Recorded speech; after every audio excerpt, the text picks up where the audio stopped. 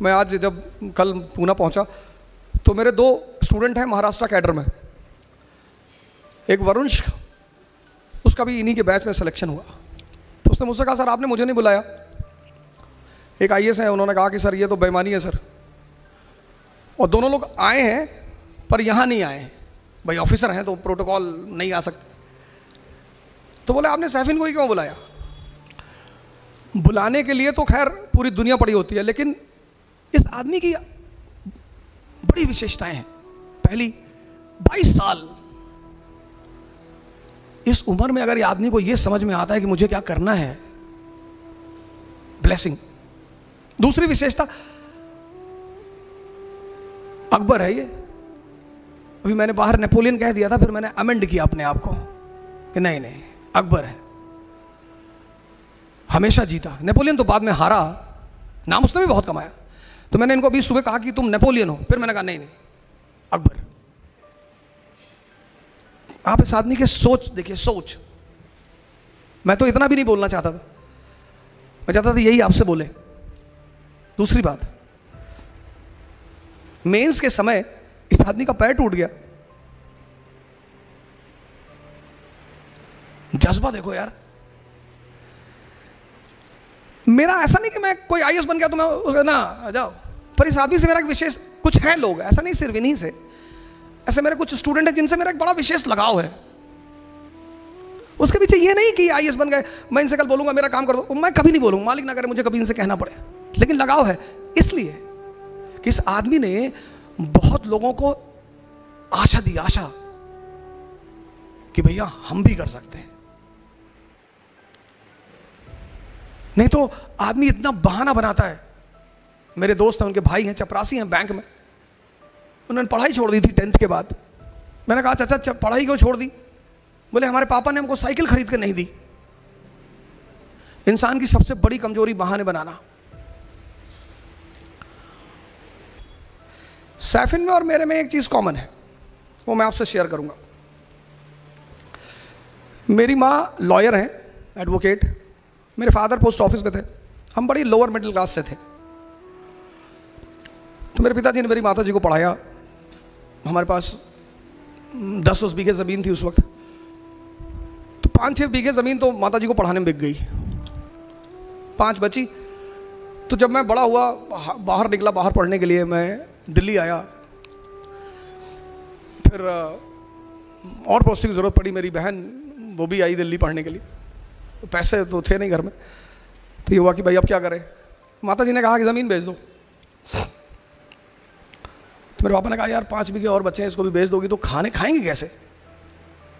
अबे उन्होंने कहा बेच दो यार लड़का हमारा अरबों डॉलर का, बेच दो। तो कुछ भगवान की वो थी कि मैं सुन रहा था उन दोनों आदमी की बात है। बेच दिया साहब ज़मीन। हम तो चले आए, पढ़ते रहे।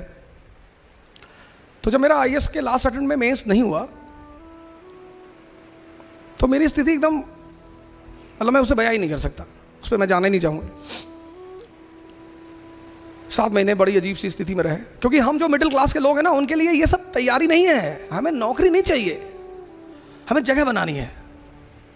और सर अगर आपको लगता है कि ज़िंदगी में लड़ाई नहीं करनी पड़ेगी तो आप गलतफहमी में जी रहे हैं सर। लड़ना है सर, ज़िंदगी का मतलब लड़ना। अब आप डिसाइड करो कि कहाँ। चपरासी बन गए सरकारी एसबीआई में, कितनी सैलरी? 25,000।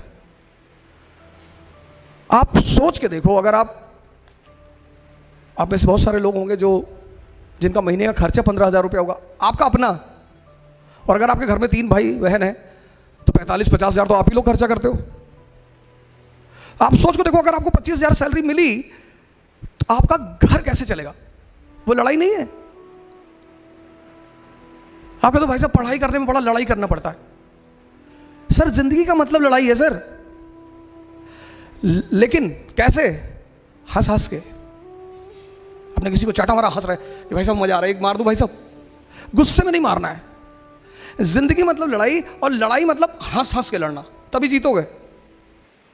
फिर मैं वापस आया। फिर मेरे एक दोस्त हैं, वो कोचिंग चलाते थे इलाहाबाद में, तो उन्होंने मुझे बुलाया, बोला भाई हमारे एक पुराने टीचर हैं, वो भाग गए हैं, तो आप जरा आगे पढ़ा दो। तो मेरी एक्सीडेंटल एंट्री हो गई इसमें। मैं पढ़ाने लगा तो पहले दिन मैं गया पढ़ाने तो करीब 50-50 लड़के थे, तो उसमें आधे से ज़्यादा चले गए। मैंने कहा ये क्या हो गया यार। मेरा दोस्त भी बड़ा नाराज हुआ कि क्या पढ़ा दिए यार, सब लड़के भाग गए। फिर मेरे एक सीनियर थे, मैंने कहा यार पढ़ाया तो मैंने बहुत, बोले यही गड़बड़ कर गए, ज़्यादा नहीं पढ़ाना, थोड़ा थोड़ा पढ़ाओ। ये पढ़े लिखे लोग हैं बड़े, इनको बता दो करना क्या है, इनको स्पून फीडिंग मत करो। फिर मैं पढ़ाने लगा, पढ़ाते पढ़ाते एक नया लाइफ मिली।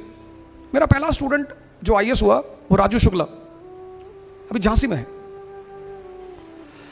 उसके बाद मुझे वो बड़ा अजीब सा लड़का था। मैंने उससे पूछा कि यार अकबर के बारे में कुछ जानते हो?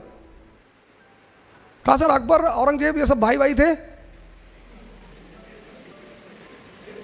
तो मैंने कहा यार इससे काम, अभी झांसी में है, मैं अगली बार लेकर आऊंगा, भगवान ने चाहा तो, मालिक ने चाहा मैं उसे लेकर आऊँ, मैं उससे भी मिलाऊंगा कि देखो ऐसे लोग।